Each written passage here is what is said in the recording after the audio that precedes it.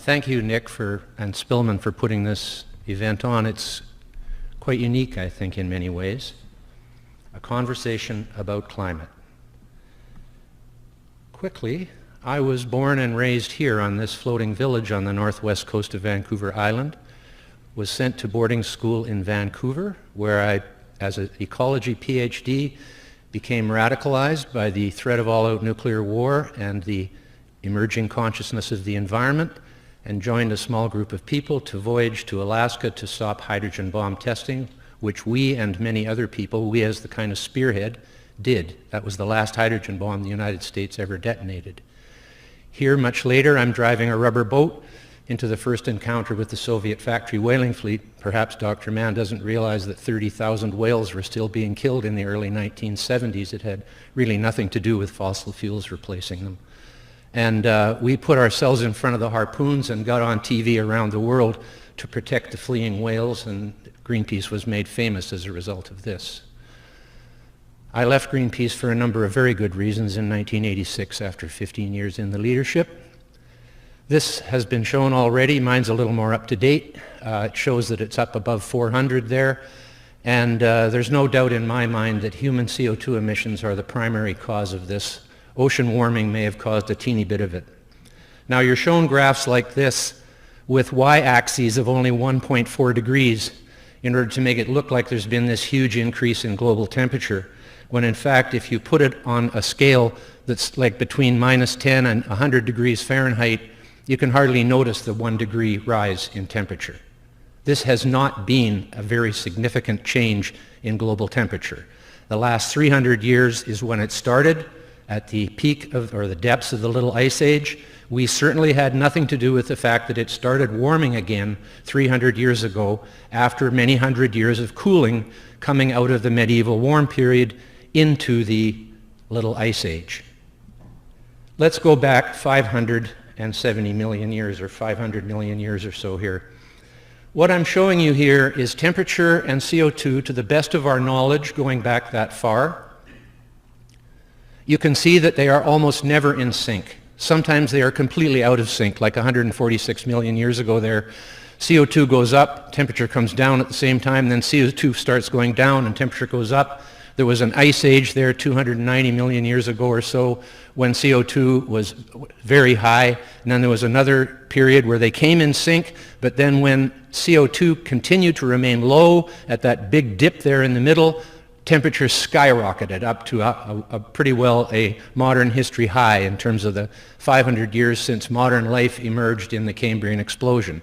So it's ironic to note that this last period that we're in now, the Pleistocene Ice Age and the Eocene interglacial period, are the coldest since 270 million years. That's when the last ice age occurred. That's why all that ice is on Antarctica and the Arctic, because this is an ice age. And periodically, quite frequently in fact, during the last 2.5 million years, it has descended down to south of the US-Canada border on many occasions. A long-term history of CO2 and temperature, and this concludes the fact that CO2 is not the primary control knob of global temperature. There's actually far higher correlation between shark attacks and ice cream consumption. And that's because correlation is not necessarily causation. Causation requires correlation, but very often strong correlations are the result of a third common factor, in this case, temperature. Because when people go swimming in the summer, they come back to the beach and eat ice cream, and that's when they get attacked by sharks. So just remember, anytime anybody shows you a correlation inferring that it's a causation, do not accept it at face value. Here's a correlation that's true. Life expectancy and CO2 emissions. The reason life expectancy, a large part of it, is because of our use of fossil fuels. They are 83% of our energy supply in the world today, and they play a huge role in our longevity, our wealth, and our personal freedom. This is the last 65 million years since the dinosaur extinction, the temperature skyrocketed to what is known as the Eocene thermal maximum. This is from a Greenland ice core. I'll show you ice cores from Antarctica later, which go back much further. You can see that we are basically at the tail end of a 50 million year cooling period on this Earth. Just 3 million years ago, the Arctic islands of my country, Canada, were covered in forests with giant camels roaming in them. There was nothing wrong with that climate. It was perfectly acceptable for life on Earth. As a matter of fact, when people say, well, we couldn't live back there when it was so warm because there weren't any people yet then, I think our ancestors came through that, or we might not be sitting in the auditorium tonight.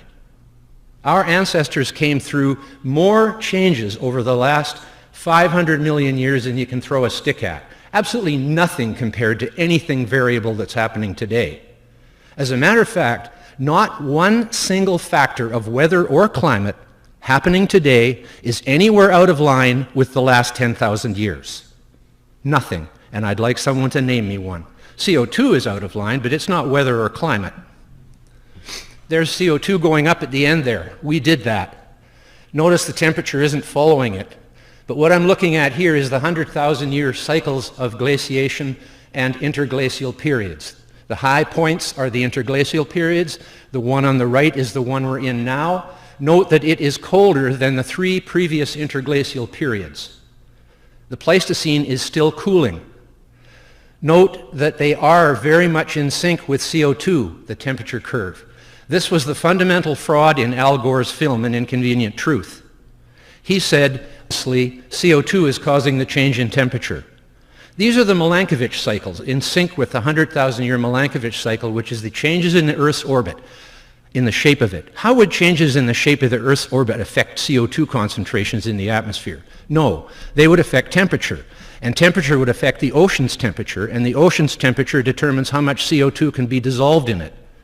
So when it warms, CO2 comes out, and when it cools, CO2 breathes into the ocean. The ocean has 45 times as much CO2 in it as the atmosphere does. And here is a stretching out the last 50,000 years. You can see that CO2 follows temperature. As we come out of the glaciation from 20,000 years ago, well, 18,000 years is where the low point was there, CO2 fell to 180 parts per million. I'll tell you more about that later. Here is the last T. It's divided into 2 parts. The Holocene climate optimum, where it was much warmer, 2 degrees Celsius or so. What they say is going to kill us all if we allow it to go up 2 degrees from what it is now. And then it goes into the neoglacial period. This means the new glacial period. Note that CO2, the red line, was rising while temperature was falling. Another very convincing indication that CO2 is not the control knob of global climate. And then we see, this is why they call it the neoglacial period. These are charts showing the advance of glaciers. So when it was warmer in the Holocene climate optimum, very little glacial activity. It was a warm enough period to cause the glaciers to retreat, as they had been for the last 10,000 years since the peak of the glaciation. But the neoglacial period, the colder period we're in now, we see glaciers advancing, and the little ice age is shown as the tallest chart there. That was the coldest it's been for 10,000 years, was only 300 years ago. The Thames River last froze over in 1814. And isn't it a bit odd that the world record temperatures, that the warmest recorded was in 1913 and the coldest recorded was in 2010? These are global records. How could that happen if there was such a massive warming going on in the world?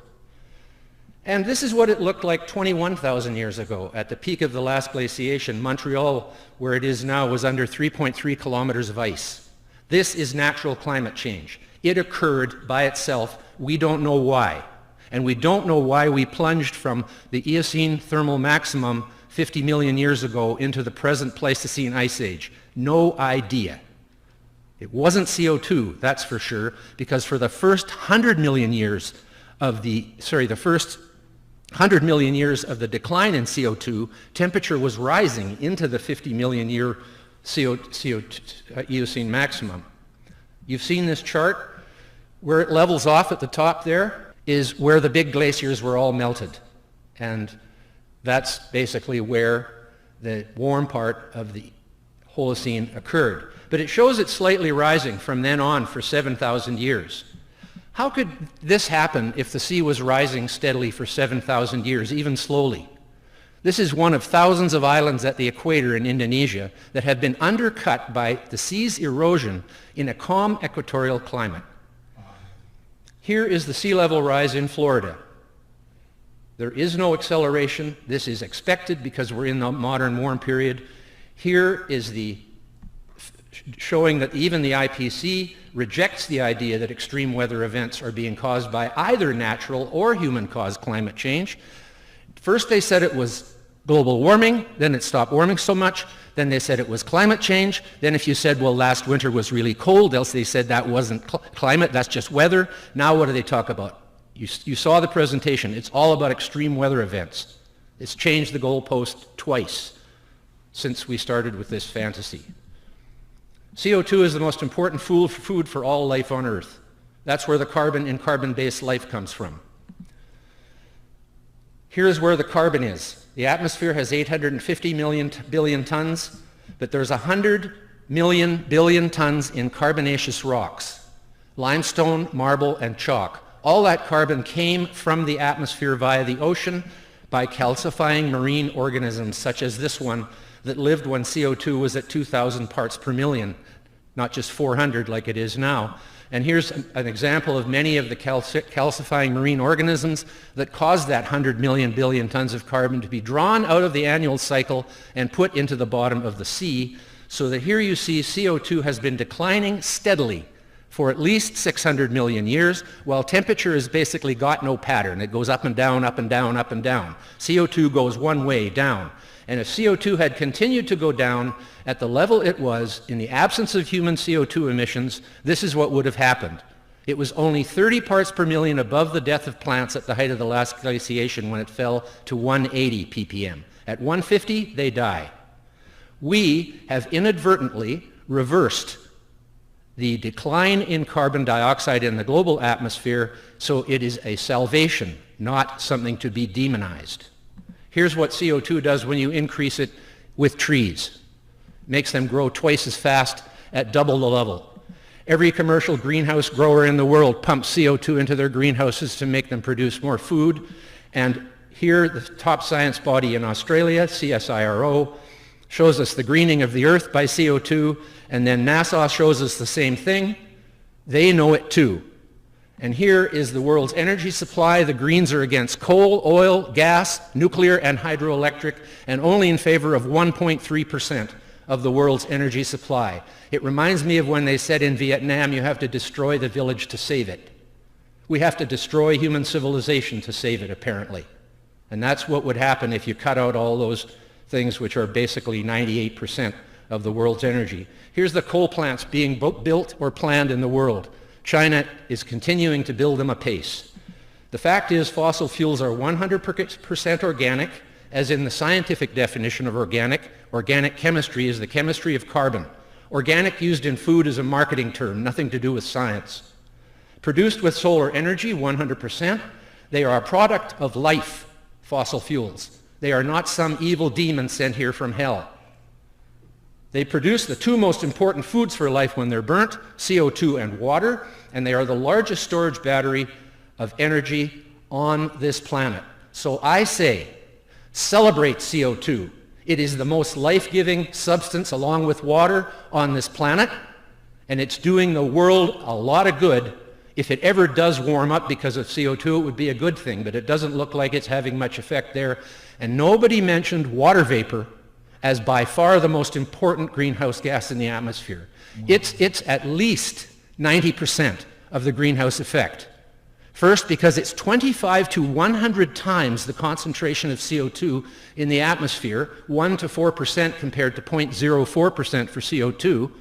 And two, because it absorbs a much wider range of infrared radiation across the spectrum than CO2 does. And water vapor may actually pretty well diminish the effect of CO2 because it absorbs in the same bands. CO2, there is no way that it is any more than a few percent of the greenhouse effect on this Earth. And that, I don't know how anybody could argue with that, because it is 25 to 100 times as present in the atmosphere. And that's why I think we should celebrate CO2. And just remember, the bubbles in your beer and champagne are CO2. Now it's time for question and answer.